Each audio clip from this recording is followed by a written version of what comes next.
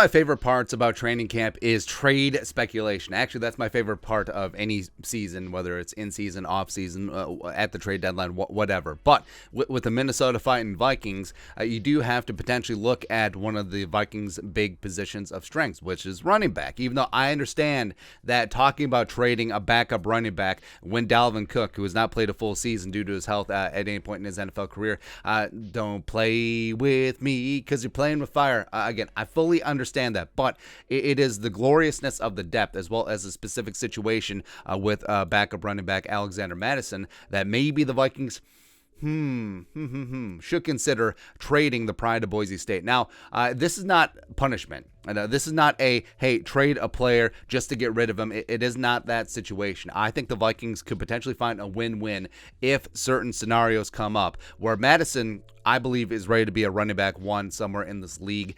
He's heading into the final year of his rookie deal. Vikings probably aren't going to re-sign him, so why not let him go a year early so you get something, some draft capital in 2023 or potentially a player, as opposed to waiting for 2024 and maybe get a compensatory pick after he leaves in free agency next offseason. And Mattison is able to show up and show out this year as opposed to just being Dalvin's backup for another season and then hitting the open market. If he goes to a team and has a big-time season, 1,000 yards, 1,500 yards from scrimmage, etc., then he gets paid. Big time. It could be a win-win in this spot. But let's talk about the parameters and talk about Mattison today. Background: Alexander Mattison, 24 years young, 5'11", 215, played his college ball at Boise. Was teammates with Ezra Cleveland back in the day. 1,415 yards rushing and 17 tutties as a junior. Declared for the draft, was a third-round pick by the Vikings and has been Dalvin's primary backup since then. Career 1,387 yards rushing, 6 tutties, 3 100-yard games in replacement of Dalvin Cook. 2 of those 100-yard games in 2021. Also, what's weird is that 2 of his 100-yard rushing games have been against the Seahawks. Both of them he posted 112 yards. Kind of crazy, man. Also, the 2020 game, if he had posted 113 yards, Vikings win that game. But that's whatever. Well, it's whatever there. Also, he's brought in 66 catches for 435 yards receiving and 2 in the air. And he's a solid, well-rounded outside zone running back. Has some nice power as well. And I do think that on his second contract, he will be a starter somewhere in this league, or at least the lead back in a running back by committee, etc. I think that he does deserve that. I think he's got the talent to do it.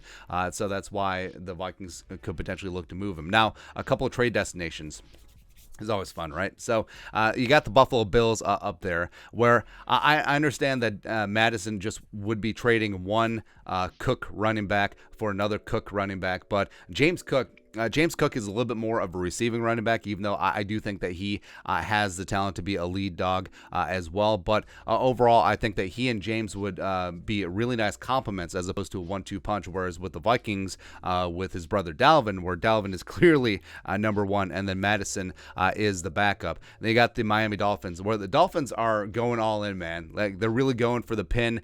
Chris Greer knows that he's got to get something going. Otherwise, maybe they're going to move on. So that's why they traded for Tyreek Hill. Now, the running back room right now is Chase Edmonds, Raheem Mostert, and Sony Michel. So, no. And Mattison would be an upgrade in that spot. With the Saints, Alvin Kamara is likely going to be facing a suspension. So, New Orleans wants to stay competitive. They think that they could be a little something, even though Dennis Allen is in for Sean Payton and Jameis is their quarterback. Also, that would set up London calling revenge narratives if the Vikings traded Mattison to the Saints, and then week 4 wanting some more Mattison Vikings. Get it on in London at Tottenham Stadium, whatever. Then you got the Eagles. So the Eagles, I think, have a chance to be a really solid offense, but the running back room, it's not it's not overwhelming.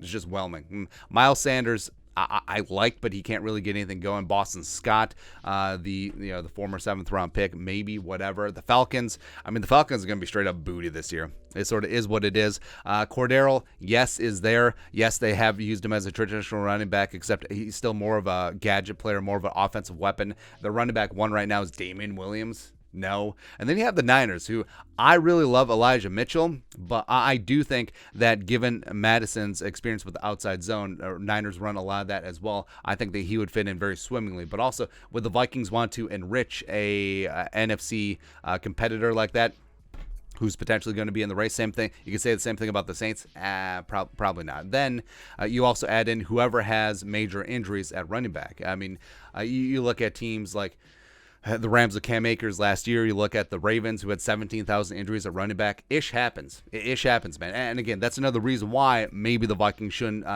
do this trade, because ish does happen. And we've seen Dalvin Cook and his health is a major issue. And Mattison, bless him, has been fantastic filling in whenever Dalvin's been down with an injury. But you also look at the running back depth chart. We've said King Kene Nwangu could be ready to take over the mantle as the RB2. Maybe he becomes RB1 for the Vikings. Again, very raw, has all the physical tools, but another year of maturation, another year of good coaching. Maybe he is ready in that spot. Also, Ty Chandler coming in as a draft pick coming out of UNC, formerly a Tennessee. I think that he is going to be a very nice receiving back. I think that he does have a lot of skill sets that are going to complement King Kene very nicely, and maybe the combination of them would be enough to replace Mattison. Maybe the Vikings would see Mattison as expendable or a trade asset at that point, since they're probably going to lose him in free agency next year anyway. Also, Brian Koback, the UDFA, who came in and supplanted A.J. Rose, last year's preseason superstar.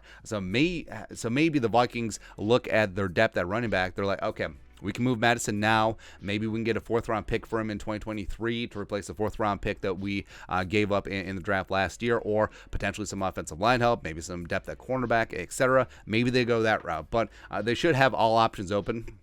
And like we said, because of the attrition at the running back position, maybe they're just like, no, we're happy with our depth right now. Let everyone else eat cake, go that route. But I actually do think that there could be a situation where if Koback and Ty Chandler and Kinkene step up, and Mattison really wants to get out there and show off in a contract year before he gets paid next off season, again, it would be a big difference in money. Even though running back contracts aren't what they used to be, there would be a big difference in money if Mattison put up 500 yards total as Dalvin's backup this season, or if he has a 1,000-yard season on one of these other teams. His paycheck will be quite different. So the Vikings could find a win-win no matter what in this spot if the right scenarios come up. But that's it. Should the Minnesota Vikings consider trading backup running back Alexander Mattison? Let us know your thoughts and our thoughts in the comment section below. Subscribe for daily Vikings takes. Want to support the work? Put a little something in the Venmo. But till next time, Skol, production value.